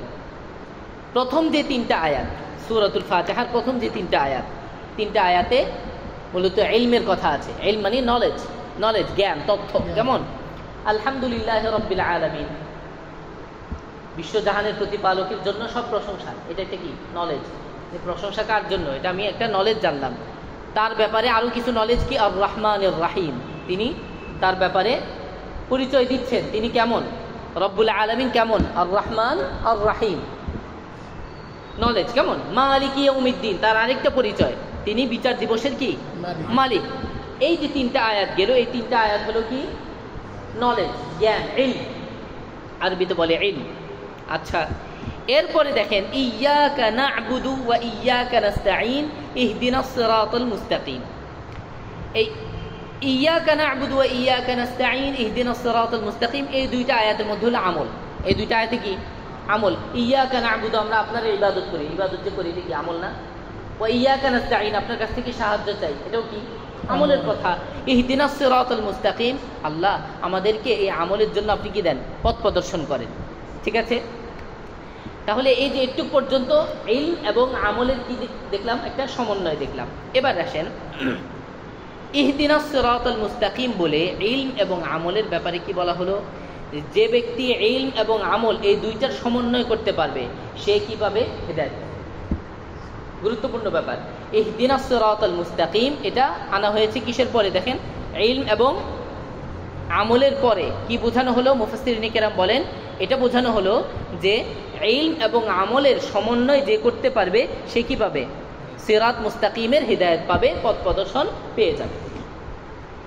এরপরে আসেন 2টা আয়াত, সিরাতাল্লাযীনা আন'আমতা আলাইহিম গায়রিল মাগদুবি আলাইহিম ওয়ালাদ-দাল্লিন, গায়রিল মাগদুবি আলাইহিম ওয়ালাদ-দাল্লিন।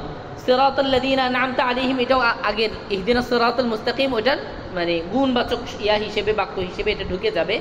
এরপরে যে 2টা কথা, গায়রিল মাগদুবি আলাইহিম ওয়ালাদ-দাল্লিন, গায়রিল মাগদুবি আলাইহিম দ্বারা আমরা কাকে উদ্দেশ্য নিয়েছি বলেন তো? ইহুদিরা। আর দাল্লিন দ্বারা কারা উদ্দেশ্য? খ্রিস্টানরা। আশ্চর্য ব্যাপার হলো, দেখেন, ইহুদিদের একটা বৈশিষ্ট্য হলো তাদের প্রচুর জ্ঞান আছে। ইহুদিদের কি আছে? প্রচুর নলেজ। ইহুদিদের জ্ঞানের শেষ নাই, কিন্তু তাদের আমল নাই। কি নাই? আমল নাই। তাহলে প্রথমে আসছে কিসের কথা সূরা ফাতিহায়? নলেজ, জ্ঞান। এরপরে আসছে কিসের কথা? আমলের কথা। ইহুদি যারা, তাদের ইলম আছে কি নাই? আমল নাই, তারা কি? গোমরা। এরপরে খ্রিস্টান যারা, তাদের দ্বিতীয়টা আছে, প্রথমটা নাই, তারাও গোমরা। চমৎকার একটা ব্যাপার না? দলিন, এরা কারা? এরা হলো খ্রিস্টানেরা। খ্রিস্টানদের ব্যাপারে আপনি পড়াশোনা করেন এবং ইতিহাস ঘাটেন, এদের ব্যাপারটা হলো কি? এরা মৌলিক তথ্য জ্ঞান এরা জানে না। এরা জানে না, কথা বুঝতে পেরেছেন? জানে না। মৌলিক তথ্য থেকে ওদেরকে বারবার বিভিন্ন জন এসে, ইয়াহুদি এসে, ওই সেন্ট পৌল এসে ওদের তথ্যমত্য সব কি করেছে? সব গোপন করে ফেলেছে। এই বেচারারা এখন কি অন্ধকারের উপর ঢিল ছুটতেছে। ঈসা আলাইহিস সালামকে বলতেছি কি, এরে ঈসা আলাইহিস সালামকে নাকি মেরে ফেলা হয়েছে। বেচারাদের কোনো কি মূল ইলমই নাই, মূল ইলম নাই। মূল ইলম যা কিছু আছে সব কিছু তাদের থেকে গোপন করেছে কারা? ইহুদিরা। আর সেই ইহুদিদেরকে বন্ধু বানায় বসে আছে। এরা বারবার ধোঁকা খেয়েছে কিসের কারণে বলেন? খ্রিস্টানেরা ইলম না থাকার কারণে। এরা ইলম ছাড়া আমল করে। খ্রিস্টানরা মোটামুটি ধার্মিক আছে, ইহুদিদের চেয়ে খ্রিস্টানরা অনেকটা কি করে? ধর্ম পালন করার চেষ্টা করে। এদের অনেক পোপ আছে। পোপ আছে না? খ্রিস্টানদের মধ্যে অনেক পোপ আছে। কিন্তু পোপদের অবস্থা কি? তারা গলত ধর্ম নিয়ে বসে আছে। মানে আমল আছে ঠিক, কিন্তু কি নেই? তাহলে বলেন একদিকে কি থাকা লাগবে? ইলম থাকা লাগবে। সূরাতুল ফাতিহার প্রথম দিকে ইলমের আলোচনা, এরপরে আমল থাকা লাগবে। ইলম এবং আমল দুটার কি লাগবে? সমন্বয় লাগবে। সমন্বয় হলে ইহদিনাস সিরাতাল মুস্তাকিম সিরাতাল লাযিনা আন'আমতা আলাইহিম, সঠিক পথ পাওয়া যাবে। যদি ইলম থাকে, আমল না থাকে, গায়রিল মাগদুবি আলাইহিমের মধ্যে ঢোকা লাগবে, অর্থাৎ ইহুদিদের কাতারে আল্লাহর গজব নিয়ে আসা, ঠিক আছে, তাদের কাতারে ঢোকা লাগবে। আর যদি ইলম না থাকে, শুধু কি থাকে? আমল থাকে, ঢোকা লাগবে কোন পথে? খ্রিস্টানদের পথে। কথা বুঝে আসছেন? এই ইলম এবং আমলের চমৎকার একটা সমন্বয়। কোরআন মাজিদের সূরাতুল ফাতিহার একটা অলৌকিক কথা আপনাদেরকে শোনাই, অলৌকিক কথা। এই কথাটা বলে আমি ইনশাল্লাহ শেষ করে দিব। 8:15 মনে হয় আজান না? এই 5 মিনিটে শেষ করে দেবো ইনশাল্লাহ। চমৎকার একটা কথা, একটু মনোযোগ দেন, একটু মনোযোগ, বারবার অ্যাটেনশন চাচ্ছি আপনাদের। দেখেন কোরআন মাজিদের প্রথম যে 3টা আয়াত, এই কি বলে সূরাতুল ফাতিহার, আশ্চর্য একটা কথা। প্রথম যে 3টা আয়াত, এই 3টা আয়াত কার সম্পর্কে? আল্লাহ পাকের ব্যাপারে। আলহামদুলিল্লাহি রাব্বিল আলামিন আর রহমানির রহিম মালিকি ইয়াউমিদ্দিন। 3টা আয়াত কার ব্যাপারে?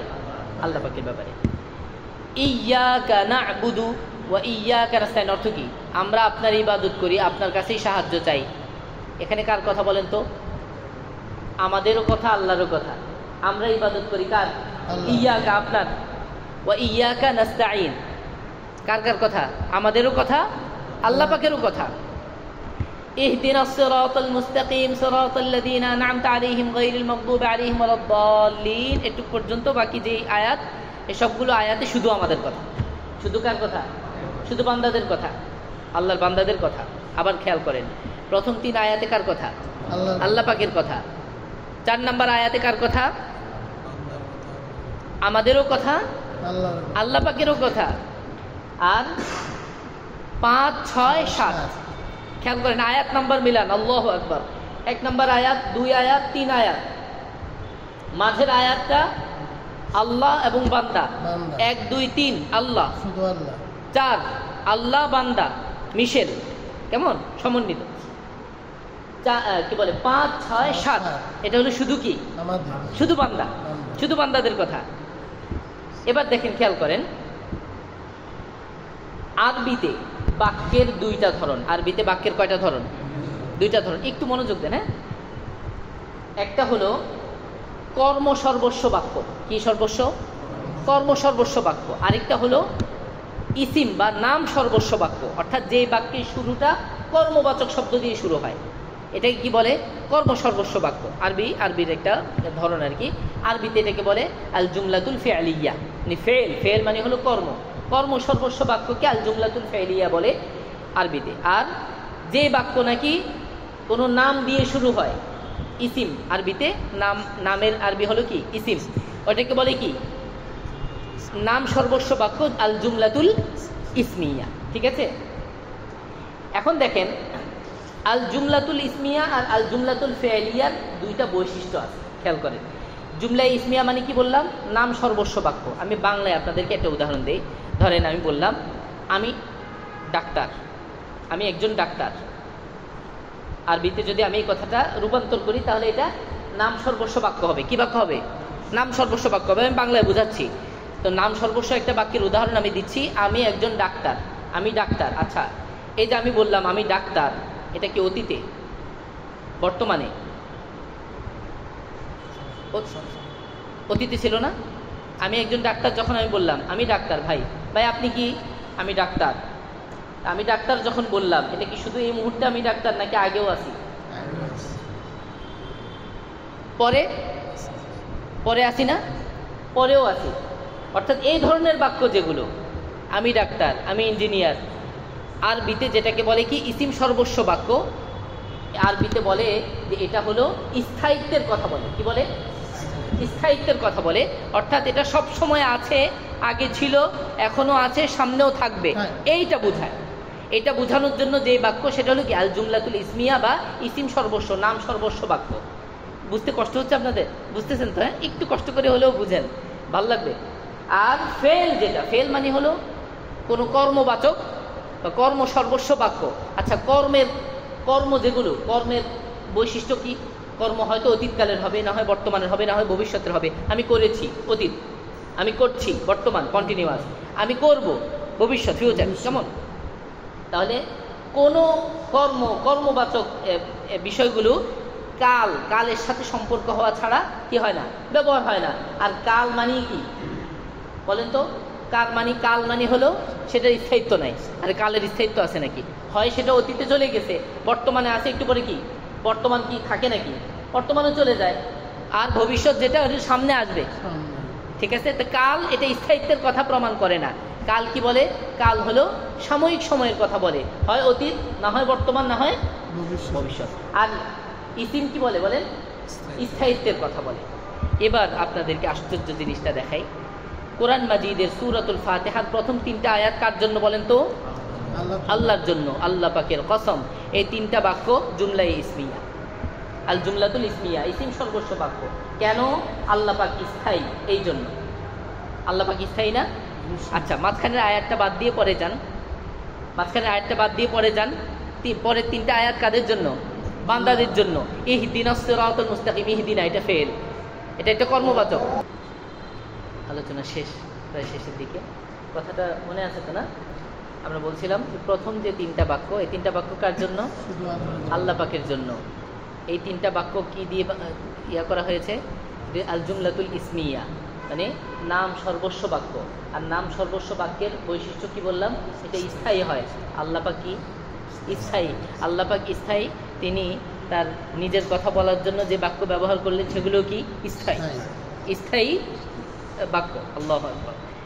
5, 6, 7 এগুলো কার জন্য? বান্দাদের জন্য। বান্দা স্থায়ী না অস্থায়ী? অস্থায়ী। ইহদিনাস সিরাতাল মুস্তাকিম, এই বাক্যগুলো শুরু হয়েছে কি দিয়ে? ফেল দিয়ে। পুরাটা একসাথে, পুরা বাক্যগুলো একসাথে সম্পৃক্ত। পুরাটা গিয়ে একদম ফেল হয়ে ফেল সর্বস্ব একটা বাক্য হবে। ফেল সর্বস্ব বাক্য হলো অস্থায়ী। বান্দাও অস্থায়ী, বাক্যও কি? অস্থায়ী। মাঝখানে রেখে দিলাম কি? আল্লাহ এবং বান্দার মাঝে একটা বললাম না? 4 নম্বর আয়াত।